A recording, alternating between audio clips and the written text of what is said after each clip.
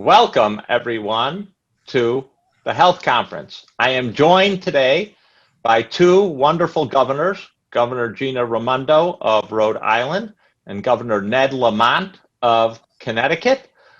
Both of them have been dynamic, forceful governors, and I want to talk to them. We're going to talk initially about their experience of COVID over the last 7 or 8 months, then talk about the healthcare situation in their states and how change in the economy has affected them, and then look to the future and what from a new administration would be helpful to address the healthcare challenges that their states are seeing. So with that preview, Gina Raimondo, Rhode Island, what has the experience with COVID been and where are you today? So thank you for having me, first of all, and it's fantastic to see Governor Lamont, my neighbor. We've been working hand in glove on this for the past, as you say, 6 or 7 months. I would say we're holding our own. We are holding our own right now. We are right up there as, I think, the top 1 or 2 states in terms of per capita testing. We got into the testing early. Contact tracing is very manually intensive, but fortunately we have hundreds of people doing it full time. So look, the hard part about managing this crisis is that you can't relax ever. So today we've got a test positive rate of below 1.5%, plenty of capacity in our hospitals, economy largely open except for the largest gatherings. And as I say, we're holding our own. But it's very clear to me that the minute we relax, the minute people let their guard down or stop being vigilant, college students party a little more than they should, maybe we partied a little more over 4th of July, you see it in the data. It's, you cannot outrun this thing. So we just have to kind of submit to its power and follow the rules, wear our masks, do our social distancing, and learn to live with it until we have effective therapies and a vaccine. Long story short, we were hit pretty hard. We were nestled between New York and Boston. We are the second most densely populated state in America. We're more than 1 million people squished into a tiny landmass. It's an urban state, so it's been hard, but thankfully, knock on wood, we're in a pretty stable place right now. Ned Lamont, Connecticut has been a standout also in many ways. Well, Gina, first of all, you're not nestled between Massachusetts and New York. Connecticut's your neighbor, too. Don't forget Connecticut. Thankfully for that. And I got to tell you, seriously, any day with Gina and Zeke is a good day by me. Zeke and I had an opportunity to work early on as I needed the best advice I could. I come out of the world of telecommunications. Gina was in venture capital. We were prepared for a lot of things, not necessarily prepared for a worldwide pandemic. So you got to know what you know what you don't know, bring in the best you can. Zeke was at the top of that list. Scott Gottlieb, former FDA commissioner, happened to live here in Connecticut. He was pretty busy until the day that his kid was sent home from school. He got involved very quickly in terms of Connecticut. Albert Coe and the Yale New Haven team. And what we had to do was, COVID was shutting down our economy, and we were right next to Gina along the way because we had to amplify our message as governors. And that happened fast. When New York sneezes, Connecticut catches cold. As you know, obviously New Rochelle, right across the Connecticut border, was a real hot spot. So when it happened fast. We were hit hard, then it went right down the I-95 Metro North corridor over the course of the next month. And you could just see the heat map. And what we had to do was learn as best we could. I can't do everything by fiat. I had to explain as best as I could and persuade. And there, Zeke could be very helpful in making sure people knew we were leading with science. And frankly, there was a lot of noise coming out of the White House, and it was really important that the governor speak with one voice. And it was there that Gina and I started really working together closely so that our 2 states, we had one message out there, one message in terms of what you got to do. If Washington tells you that, don't worry about the mask, that's for wimps. Connecticut, New York, Massachusetts, and Rhode Island were saying there's nothing more important that you can do. And the other thing that Gina and myself and Charlie Baker and Andrew Cuomo had to do was, it doesn't work if I leave my bars and restaurants open and Gina closes her down, because then you just have people driving back and forth spreading the virus. So we worked in close coordination. Where we are today, May 20th, about the same time, Gina as well, started really reopening our economy in a deliberate way. And I'd say every day since, our infection rate was going down. It was going down until the last 3 or 4 weeks. And as Zeke had warned us, September, October, November are going to be dicier months. You got kids coming back to school, you got universities, you got flu season, you got elections, a lot of things stirring the pot. And so what Gina says, holding our own, I think I'd say the same thing. We've gone from the lowest infection rate in the country at 0.6 or 7 or 8% to about 1.5%, which is still very low, but it is something we watch. And it's a real reminder that this is no time to take your eye off the ball. So, Governor Lamont, maybe you can explain, you expanded your testing capacity pretty dramatically and very successfully. Now, if I'm not mistaken, you have some idle capacity, or at least you did. How did that work, and why were you so successful when the country's been so unsuccessful at it? We're still stuck at under 1 million tests a day in the country. Yeah, we're doing a little over 100,000 tests a week. So it puts us and Rhode Island, by the way, near the top in terms of testing. But you're right. For a while there, Zeke, maybe during the summer months, people are getting a little more casual. We were having a hard time getting people to be willing to get tested. There was some uncertainty about whether I needed the test. And we worked really hard from a public relations point of view to say, you not care just about your health, but your family and your community. This is something you have to do. We had all of the leaders here in the state step forward and say, if you have to ask, wear the mask. Because I was getting questions, hey, if I'm indoors, I got to wear a mask. If I'm outdoors, I don't. What if I'm in a screened-in porch? So we said, if you have to ask, wear the mask. And that caught on. And I think it was really a sense of civic pride and civic duty that Connecticut is more likely to test and more likely to wear the mask than just about any place except for Rhode Island. Gina, schools have opened in Rhode Island, Brown. How has that affected the numbers, the planning, and how are you preparing for what Governor Lamont said about, the going indoors and the worry that creates? And how are you thinking about expanding the school openings? Yeah. So but actually listening to Ned, we had a very, very similar experience, test positivity quite a bit lower.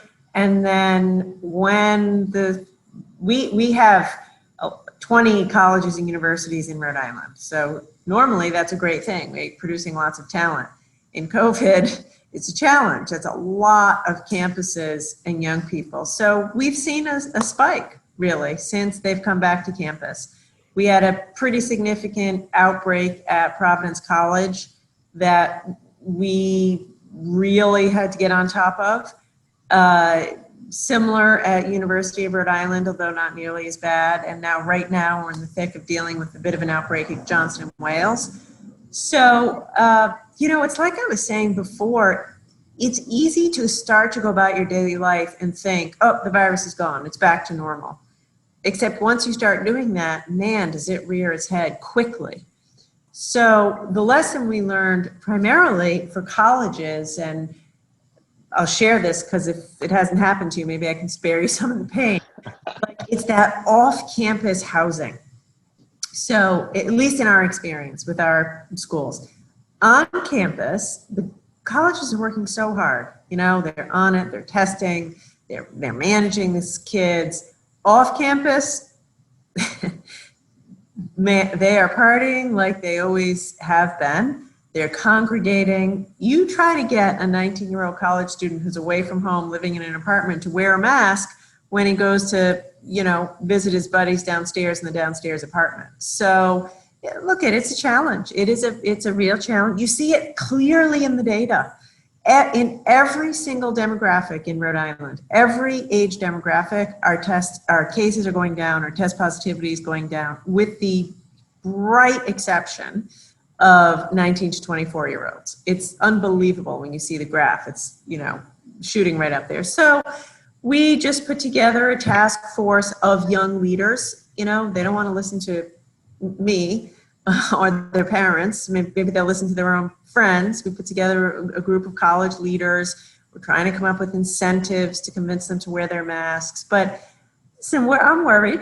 Yeah, I think I would not be being honest if I said I weren't worried. It's hard now, and it's going to be harder when they're indoors. So we are increasing our testing, urging all of the colleges to have their plans, buying their HEPA filters, and honestly, really, frankly, just cracking down on it. Even though the kids are partying off campus, there need to be on-campus consequences. And we're asking the colleges to get, I don't want to say get serious, because they have been serious, but, really crack down on it. Because truthfully, here, I'll say this, and this relates to my buddy Ned and also Andrew, it is because of the Providence College outbreak that Rhode Island is now on the travel restriction list for Connecticut and New York. And it's what I'm trying to say to these young students at PC is, hey, listen, guys, people need to earn a living in hotels, B&Bs, and restaurants, and they're getting hurt because folks aren't traveling here. So could you please realize we're all connected and do the right thing? Governor Lamont, I want to ask you about the healthcare system, all the economic dislocation occurring, the various challenges with healthcare induced by COVID, but not limited to COVID. How's that affecting you? We're seeing the uninsured rate go up. We're seeing the employer-sponsored insurance rate go down. People shifting out of the workforce because they're being laid off. What is happening to the healthcare delivery system in Connecticut, and how's that going to affect the economy? Let me take that in 1 second, Zeke. Just follow up on what Gina said. We were getting hit in universities as well. We knew that was going to be a mixed master. A lot of people coming in from around the country, taking advantage there. I don't know what you're doing, Gina, but we got our first 75,000 of those 5-minute quick tests that you can take. We're really going to focus on our schools and universities to make that easier for us to have real-time tracking. We're doing some, testing of universities and the wastewater treatment, but I was much more inspired by the scent tents that a Sacred Heart put up, which is you go through and you got to stop and smell the roses. They'll have 100 flowers in there. And when you lose your sense of smell, that's one of the first indications of COVID. So that's making it easier for those students to do the right thing. Zeke, on the healthcare system, first of all, we had a bunch of competing healthcare providers. They didn't really think much of the state. This is going back a few years. They were competitive with each other. So the first thing we had to do was A, patch up our relationship with the hospitals, and B, have them working like one. Because early on, it was Stamford and Greenwich and Norwalk Hospital in Southern Connecticut that were close to getting overwhelmed. And, Hartford Health up here was, it was such a heavy lift. So we were getting down to nurses, we were getting down to PPE, we were getting down vents when we thought vents were the cure-all for everything. And then when the world shifted, we were able to act as one, which is so important. The other thing we had to do when it came to testing, when it came to seeing a doctor, is say no questions asked. Absolutely no cost. If you're Hispanic or if you feel like you're at some risk, you don't want to go get tested or go see that doctor, we paid you to go.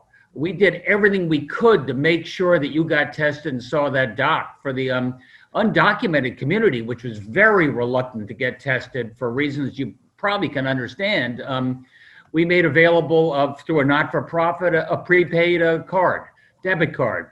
So you pick that up at a federally qualified health center. And while you're there, let us introduce you to a doctor and you probably want to get tested, no questions asked. So we've really worked hard to bring healthcare to the community. No more everybody coming to the hospital. Good. Gina, same question. How's it affecting Rhode Island and the businesses there? Yeah, so by the way, I agree with everything Ned said, and I applaud you especially on the undocumented population because they have been hit so hard. They're the ones working in the grocery stores, in the nursing homes, and they're afraid, just like you said. So I think that's terrific. We are hoping, so although this has been hard, we're hoping for some innovation that we're doing now to stick with us post-pandemic. So one crystal clear example of that is telehealth. And I'm sure Ned did this too, I quickly signed an executive order, a series of executive orders, essentially requiring health insurers to pay for telemedicine similar to the way they would pay for the in-person visit. And that has been a huge success. And and that was a battle pre-COVID. Insurers fought that. Yeah. And now it's here, and I hope it's here to stay. By the way, I think that'll reduce cost over time if it's done right and increase access. Same thing around keeping folks out of a hospital, right? We have been, since I've been governor, trying to tilt our system away from nursing homes and towards home care. Also been a battle. The nursing home lobby is not receptive to that message. By the way, I don't blame them. The challenges of infection control in nursing homes and the other congregate care settings are on full display in COVID. It's really hard. So all of a sudden, our move to investing in community supports, investing in home care, making home care more accessible and Medicaid to pay for it has taken on momentum. Nobody wants to go to a nursing home. They want to stay home and be cared for. So that's another thing which I think will drive down costs for the system, increase quality of care. It's been accelerated through COVID, and it is my goal to have that stick. So one of the things you've done that I find interesting is you have insisted that your payers, your insurers, actually move towards more value-based payment, capitation for primary care and things like that. And you've put it on a timeline. Now, part of that rationale is you think these are important. Part of the rationale is to get things like telemedicine to stick and some of these other changes that'll make healthcare more affordable. How do you think, what's the receptivity to that, and how do you think that's going to go over the long term? I'm very optimistic. So I smiled when you said the receptivity. It's a change. It's a change in the system. So there's some friction. And as Ned knows, anytime you bring about change, you have some friction. But I think we have this broad agreement in our system in Rhode Island. We have to bring costs down. We have to tilt the system away from institutional settings, more community-based, more home-based, and the supports that go along with it. And we have to move towards these kind of bundled global payments.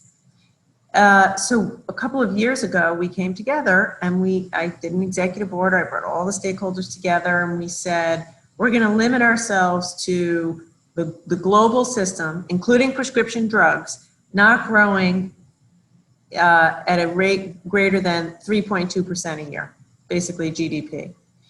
And we got, by an act of God, everyone agreed to it, signed a piece of paper, and by and large, it's working. So long term, I feel great about it.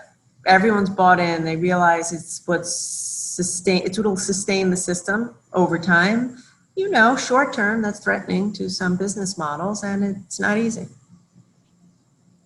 Dr. Lamont, your prescription for trying to get healthcare costs under control in Connecticut and trying to therefore, be able to do the other things you want to do in terms of expanding coverage and other agenda items. Well, first of all, Gina's absolutely right. I think telehealth is here to stay. Telehealth and telecommuting, I think people have realized we've turned the corner. Telelearning, virtual learning, I think we still have some work to do in terms of what's going on there. It took some convincing of the doctors. One of the first things we did was to say we'll pay for a telehealth visit, the same as we do for an in-person visit. So we took out all the economic disincentives there. And I think it's working. More broadly, one of the things that struck me, Zeke, I come out of, telecommunications where everything's very competitive and a 5% differential is like the world. And I look at healthcare and I look at the difference in prices between one hospital and another. It can be 70, 80%. And then you say, well, probably one's much better than the other. And I don't really necessarily see the correlation with quality either. So what we're doing here, and I think Rhode Island is probably along the same path, is we're really prioritizing for our state employees, retirees, then small businesses, driving them to centers of excellence. Gina, it's a lot easier to do that with incentives rather than disincentives. Mm-hmm. And we still find there's real savings there. And we're now rolling that out to state workers. And I think that's going to be a big part of our future. Interesting. And the receptivity on the part of state workers for doing that, for switching their care? Look, time will tell. There's real incentives. You get paid a little bit to go to that hospital. It's a little further away. We have just several big hospital systems in the state, so some people have to drive an extra distance to get to that other location. I think so far it's going to work. It's money in your pocket, makes a difference, and we're emphasizing quality. First thing you got to do, Zeke, is you got to emphasize quality. Don't emphasize the dollars.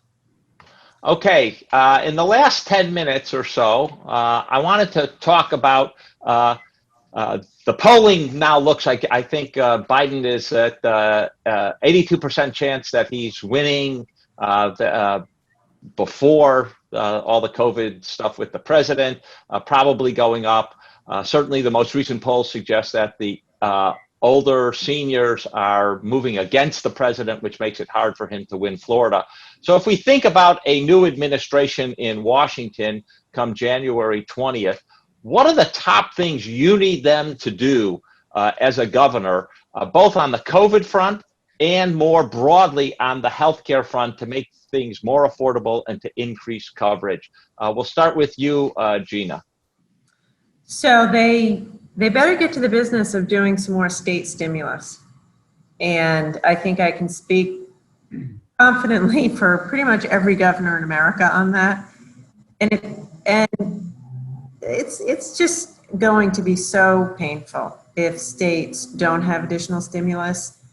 And the recession is going to be much longer and much more painful. If you look at the last recession, I've been spending some time looking at 08, 09, states, the stimulus was not enough. And so the result was that states cut education, cut healthcare, cut economic development, and not surprisingly, it took way too long for us to climb out of that recession. So I would hope that number one on the agenda is a robust state stimulus. In fact, Chairman Powell, I think today or yesterday was saying the risk of going too small on the state stimulus is much, much greater than the risk of going too big. And I certainly agree with that. Anyway. Good. Stimulus. Yes, stimulus, think big, not small. As for healthcare, truthfully, Zeke, I don't know where to begin, but I think that the thing that Ned said is exactly right, which is there is no link, there's no transparency in pricing and link to quality. So there has to be, my own view, I'm a supporter of the Affordable Care Act. We took the Medicaid expansion. We operate our own state-based exchange, and I am for it. The thing that the Affordable Care Act and that reform didn't do was anything around cost containment. So I think the next wave of reform on healthcare is insure everybody. Let's go that final mile for universal coverage for those that don't have it now, and get to the business of cost. And by the way, they're linked. Because if you can contain cost and link it to quality, you'll have plenty of money to insure everyone. And that's where I think they need to go. And what do you need them to do on cost for you? Provide real incentives for providers to contain costs. Right now there's still very little incentive for providers to control costs. And not surprisingly, they don't. It's exactly what the governor just said. Why would you control cost if there's no link between quality and cost and how many customers you get and cost? So I think there has to be that link. I do want to say this, unrelated, and I'm going to steal 30 seconds of Ned's time to say it because I feel so passionately about it. We got to get these kids back in school. Virtual schooling is not cutting the mustard.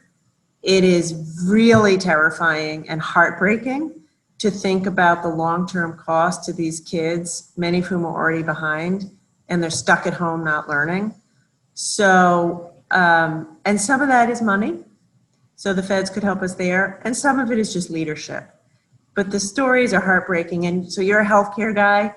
The mental health, the physical health, the emotional health cost on these children for being out of school for a year or more is, I feel, much greater than we realize. And we better tackle it with some urgency. Great. Ned. I'll pick up where Gina left off. I mean, we have a 211 hotline. The first few months of the pandemic is, am I going to survive? The next couple of months was where the hell's my unemployment check? But all along the way have been kids calling up. We call it quarantine. For them, it's isolation. They've been alone. And the amount of social distress you hear on those phone calls. And so that's just reason number 38 that Gina and I are just 1,000% aligned, doing everything we can to get kids back to school safely. I don't want a lost year of education, and I certainly care for these kids who are alone. What you asked about what we get from the new administration, I'll take a little stability and sanity. I'm not looking for trillions of dollars, but it's so helter-skelter. Yeah, we can have both. We need both. I'll take both, sure. But, it's stop and it's start. And, Gina comes out, business, I don't need a lot, but I want to know what I can count on, what I can count on with some certainty. What do my taxes look like they're going to be? And from a governor's point of view, we're 3 months into a new budget year. We have no idea what, if anything, the federal government's going to do when it comes to education, not to mention testing and quarantines or vaccinations. So that's what I asked for. When it comes to healthcare, I think Gina's right. There's no free market in healthcare. This is just the most complicated system where people just pass along the cost, and the hospital pass along the insurers, and the insurers pass it along to us, the state government, or we pass along with some higher deductibles to people. Everybody's just cost shifting onto the backs of other people, so it does not work. So let me ask you two specific questions, both of you. First one, my brother and I have proposed nationalizing Medicaid because we'll never get to universal coverage, especially the 12 holdout non-expansion states. Would that be a good thing or a bad thing? I think you like it, Gina? Thing. Rather than have states competing with each other on how little health care we can provide for poor people, I'd like to see that standardized and like to see it delivered by the feds. Gina? Okay. One of the cost control mechanisms that has been proposed is to cap hospital and health system charges to private payers, not the states, which can set the price, but capping prices that can be charged by hospitals and health systems to private payers. Good thing, bad thing? That would require federal legislation? Without any escalation? I mean, I think it's a smart idea as long as there's some room to grow over time. Well, okay, grow with inflation. But I think this is picking up on Ned's point that there's this sort of big differential in pricing in the private sector without a corresponding difference in quality. And those prices are set by negotiation. And if you have concentration in the hospital system, it's hard for private insurers to keep the prices down, and we've seen over time those prices increase. So not so overwhelmingly positive response there. No, I got to ask Andy on that one, Zeke. Every time you have price controls and you cap it, other people end up paying. It leaks out. Sometimes you depress innovation. That's the extent of my knowledge. What about drug pricing controls that don't just limit it to Medicare but are national? That seems smart to me. By the way, on your other point, it is stunning that we still have no transparency around pricing. The average consumer has no idea you can go to 3 different hospitals, get the exact same procedure with the exact same outcomes, and it's 3 different, wildly different prices. Let me clue you into something. The average doctor doesn't know that, and they don't know the prices charged for procedures like how much is that hip replacement going to cost when I perform it at hospital A, B, and C. So price transparency to the medical profession is lacking also. That's a problem. And my state employees don't care because we pay for wherever they go. At least they care about quality, so I can at least start adding some transparency there. Interesting. All right, I want to thank both of you. Final words from either of you, either about COVID or about the future of your healthcare system for people trying to help bring the cost down and expand coverage. Now, I'm happy to be here with you guys. Both of you are doing fantastic work. You both look terrific considering how much you are working. And I'm optimistic. I am optimistic. I'm excited for Biden to win. I'm excited for change. I'm excited for the young people that are pushing us to change. So we just got to keep going. I'll just say, look, I could have Florida or Georgia next to me, and I've got Rhode Island next to me, and that's a big plus because COVID knows no borders. I've got really good neighbors. I think the next couple of months, and you taught me this, Zeke, are really going to be so important. If we can get through this, kids coming back from Thanksgiving vacation, we'll see what happens with the testing, see what happens with the vaccinations. I got to convince people to get vaccinated. It's not simply a matter of having them available. We ought to have a much clearer idea of where we are by the end of this year, and I'm hopeful. Great. All right, with that, thank you very much, both of you, and have a good day. Bye, Zeke. Bye, guys. Thank you.